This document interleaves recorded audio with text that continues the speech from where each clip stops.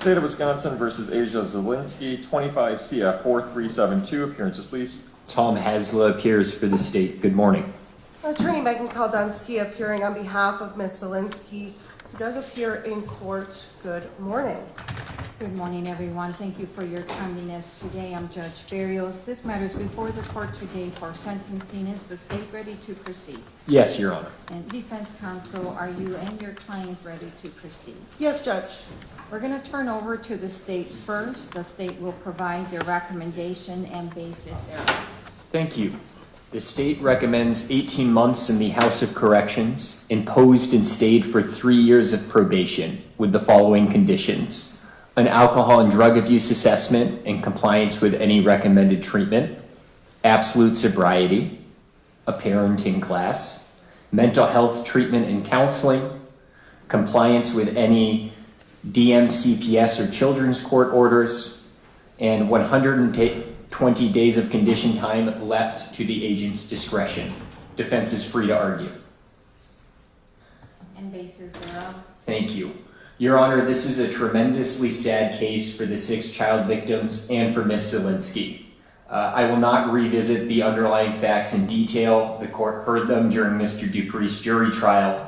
What matters for today is Ms. Zielinski's role, her conduct, and what sentence is appropriate in light of both. The state is recommending a misdemeanor resolution with probation because it is proportionate to Ms. Zielinski's level of culpability and her actions in this case. First, Ms. Zielinski is significantly less culpable than Mr. Dupriest. The evidence at trial and her sentencing memo established that dynamic. She was in an emotionally and physically abusive relationship, and that context is critical to understanding her conduct. This was not an equal partnership. It was a one-directional, controlling relationship. Second, Ms. Zielinski accepted responsibility early and consistently. She entered guilty pleas. She told the officers what happened. She even tried telling everybody it was all her fault. That is meaningful accountability. Third, she testified truthfully at Mr. Dupriest's jury trial. That required her to come into court, take an oath, and provide honest testimony in a difficult and highly personal situation. That is not something this court sees in every case, and it reflects positively on her acceptance of responsibility. And importantly, Ms. Zielinski never minimized her conduct or tried to shift blame, even where there may have been explanations for her circumstances. She did not attempt to use them to avoid accountability. That distinguishes her from many defendants and supports a probationary disposition focused on rehabilitation. This court has received a sentencing memo under seal. Without going into detail, it provides additional context regarding her background and the challenges she has faced. That history doesn't excuse the conduct, but it certainly provides an explanation, and it does inform of an appropriate sentence. The state's recommendation, 18 months in the House of Corrections, imposed and stayed for 3 years of probation with the listed conditions, addresses both accountability and rehabilitation. The conditions are tailored to the underlying issues in this case: substance abuse, parenting, and mental health. They also provide structure and oversight to ensure the safety and well-being of the children moving forward. This is a case where probation is not a break, it is a tool. It allows the court to impose strict conditions, require treatment, and monitor compliance while recognizing Ms. Zielinski's less culpable and her efforts to take responsibility. Thank you. Thank you, counsel. Defense. Thank you, Your Honor. On behalf of Ms. Zielinski, we are asking you to consider no more than 18 months of probation. While we agree with the state in regards to the disposition of probation as an appropriate outcome here, I do think that 3 years is beyond what is necessary on behalf of Ms. Zielinski. Based upon the rationale on that recommendation as stated in the sentencing memo provided to this court and the state, I believe that timeline is more appropriate as it lines up with the conditions and supervision requirements that she has already taken place. Given that, all of the other conditions in regards to the state's recommendation, I believe are appropriate and should continue to be maintained. As it relates to the gravity of this offense, the need to protect the public as well as Ms. Zielinski as an individual, I believe point towards defense's recommendation. What the state has outlined for Your Honor to consider is true. We do ultimately agree in regards to the facts of this case, the ideas in which Ms. Zielinski has always been upfront and honest and remorseful in regards to her actions, as well as trying to take ownership of the actions of others. I think that points and bodes well towards Ms. Zielinski's character. She has taken great steps and great strides of accomplishment during her time in the community. She has not taken her time in the community lightly. Understanding that one thing that was not noted in the sentencing memorandum, and an individual who is here in support of Ms. Zielinski today is a coordinator from Our Daily Breed, a community outreach center that does allow additional counseling, resources, and treatment as Ms. Zielinski navigates any other court orders. And so she has multiple people and establishments that are going to guide her through any term of supervision that this court deems appropriate. I can note my time with Ms. Zielinski has been meaningful. I don't see her accepting responsibility as just a way to get out of anything or skirt any sort of significant responsibility. She has been unbelievably remorseful and understanding of the situation that herself as well as her children have gone through and will continue to go through, but that they're working together, and that she gets to see them, and that they are working on becoming a family again. So we ask that no roadblocks be placed in her way on her goals to accomplishment.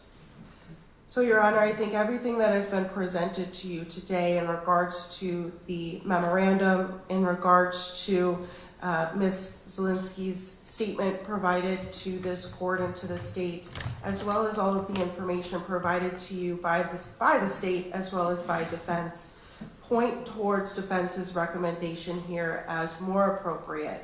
While we are all asking you to consider probation, I think it is important to take into consideration the amount of probation that can significantly reduce harm or burdensome to any community or individual.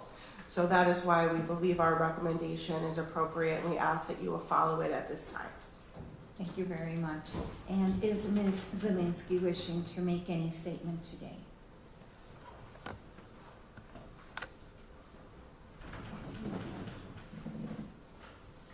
You don't have to say anything. The court has had an opportunity to read the letter that you wrote, and you can place it on the record, or it can be sufficient that I have already read it. It's completely up to you. I think at this time it is sufficient based upon my understanding of Ms. Zielinski and her character and her demeanor right now. I think she has taken every court date significantly, and it's hard, emotional, and I think that the words that have been provided to this court already are more than sufficient. Thank you for that. This matter comes before the court today upon a plea of guilty and a judgment of conviction having been entered to 2 misdemeanor charges, specifically in this case, 2 counts 12 and 13. And these misdemeanor offenses are Class A misdemeanors for each count, with a maximum penalty per count of 9 months incarceration and or a fine up to $10,000. The court has had an opportunity to hear from both sides at this time, And in every criminal sentencing, the court must consider several objectives. There's protection of the victims and the community. Well, removal of the offender from society is to prevent future crimes. And then there's punishment, where the purpose of incarceration is so that the offender realizes that she has done something wrong to which she is being punished, and where the offender deserves punishment for having acted criminally.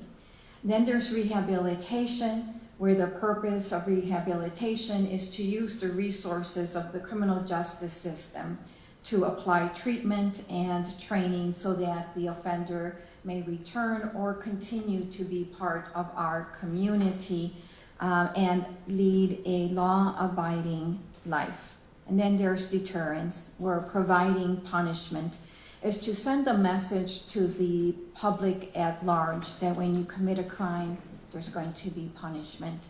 And when sentencing, a judge must impose the least severe sentence that achieves the goals of sentencing while taking into consideration victim and community protection. Based on the recommendations of both attorneys before this court today, it is clear that our number one goal continues to be protection of the victims in this case, of these 6 young children. But it's also clear that right along the protection of the victims is also the rehabilitation of Ms. Zielinski. The recommendations differ only in one respect, and that is for the term of probation. Other programming, I believe, is a joint recommendation. And what does this court take into consideration at the time of sentencing? Past record of criminal offenses or lack thereof, the defendant's personality, her character, her social traits, her background and employment record, her rehabilitative needs, and the court has reviewed all that information provided in the sentencing memorandum that is under court seal. And the court has clear information as to the rehabilitative needs in this case. And also, the court takes into consideration the fact that Ms. Zielinski has appeared at every court appearance, that she chose to enter into this plea, the fact that she knew that she faced exposure to incarceration. She didn't blame anyone else but herself. And she took complete accountability and did not make any of these children go through the trauma of having to testify on behalf of their own mother. The court takes into consideration the facts in this case and in the criminal complaint. Every case that comes into this court is a sad case where usually everyone loses. Defendant, victim, and any children that are involved, everyone loses. No one really wins in this court. But in this case, it is truly sad that the conditions that allowed for the conditions in which these children were found. There are 6 children, and the youngest at the time of the incident was only 2 months old. This is a heartbreaking case for everyone involved. As we have gone through hearing after hearing in this case, the court has felt and heard the impact that this case has had even on the attorneys that are in this case, whether as prosecutor or whether as defense, and how this case has touched everyone. I think that what this case has done, however, if we are to look for a silver lining, has brought resources that the attorneys are recommending to Ms. Zielinski so that she can be the mother that these children need her to be and that they deserve to have in their life. And resources that unfortunately Ms. Zielinski did not have available prior to the date of this offense. It has brought attention to the needs of our community, to the needs to protect these children, to give them a better life, to break the cycle for these young children. And for all these reasons and all the considerations that both attorneys have taken so seriously and have considered to recommend to this court, the court's going to do as follows. The court is going to accept the state's recommendation in full other than the term of probation. So the court is going to order as follows. The court is going to order, as to count 1, the court will order 9 months of incarceration. It's going to be imposed and stayed. And that's going to be consecutive to count 2, where the court will also order 9 months of incarceration imposed and stayed. The court will order 120 condition days stayed pending review and at the request of the probation agent. Those 120 days, just to make this clear, Ms. Zielinski, if you were to not follow any of the court's orders during your term of probation, the agent, at the request of this court, can immediately incarcerate you for up to 120 days pending revocation. If revocation were to occur, then those 18 months would be immediately imposed. Any questions regarding that by anyone? No, Your Honor.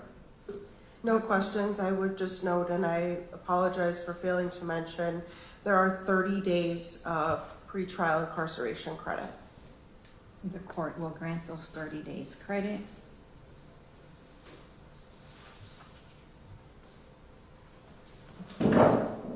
As to the term of probation, based on all the reasons provided to the court in the sentencing memorandum, and the fact that the court will also order that Ms. Zielinski continue cooperation with any other agencies, DMCPS and or Children's Court, the court is going to make the probationary period that of 18 months in this case.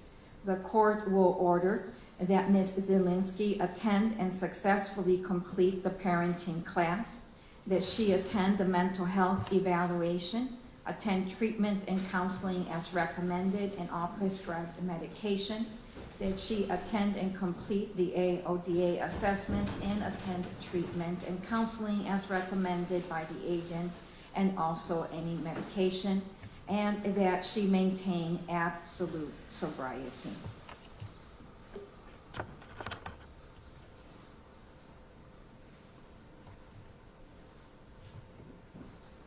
The court will order that she is responsible as well for providing a biological specimen for DNA.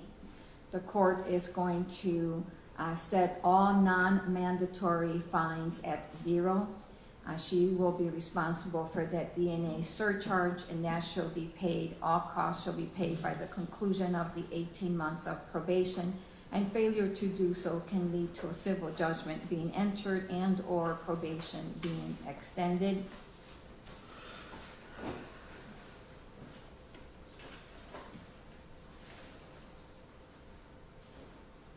There is no restitution in this case, so restitution is set at 0. And the court will advise Ms. Zielinski she has the right to seek post-conviction relief, and if indigent, the right to the assistance of the State Public Defender's Office. The court will also advise that she is to pay supervision fees as determined appropriate by the Wisconsin Department of Corrections. Anything the court has left out or that either attorney wishes to add for the record? No, thank you, Judge.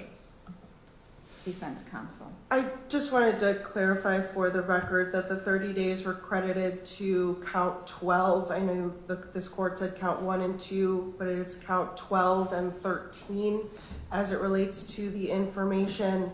And certainly while we're all hopeful for probation, I think that the record should be accurate and supplemented, that if there is any sort of revocation or condition time, how is that to be served?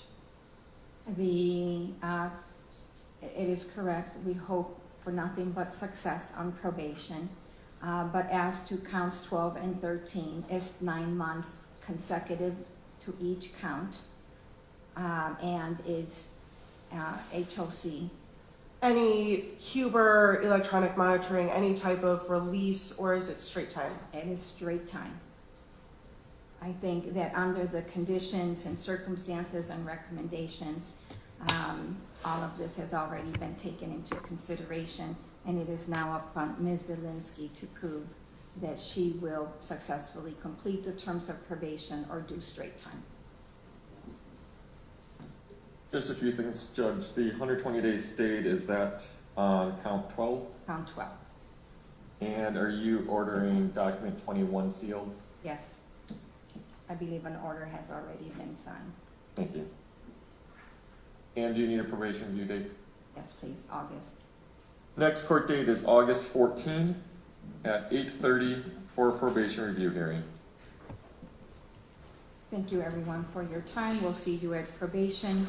A review, Ms. Zielinski, you and your agent will be here, and that is to accomplish two things, Ms. Zielinski. Number one, to make sure that your agent has provided you with all the resources you need for programming, and number two, that once that is done, to make sure that you're following through. It is, that date is revolving around her due date. Oh, So we I can do was it a one- month prior. Can we do a month prior? Next court date is July 10 at 8:30 for a probation review hearing. Thank you. Thank you.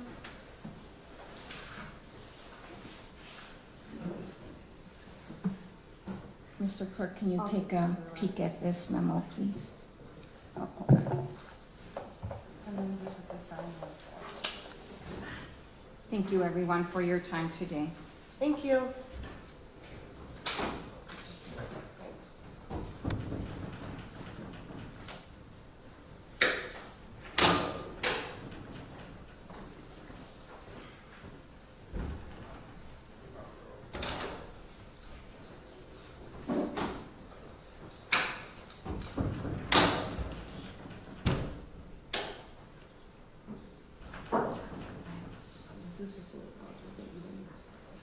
Mr. Clerk.